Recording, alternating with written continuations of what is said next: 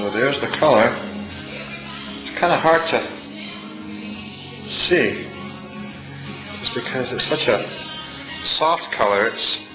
It's green, but boy, it looks even the light blue, a little silvery, but it's very consistent. It's nice. Came out very good. It's very unique.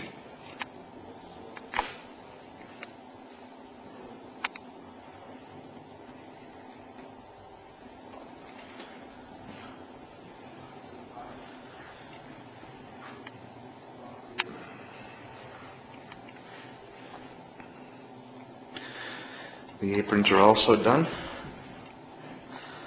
Look sharp.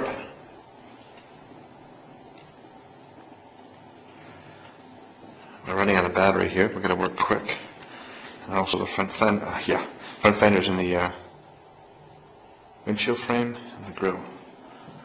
Looks very, very nice.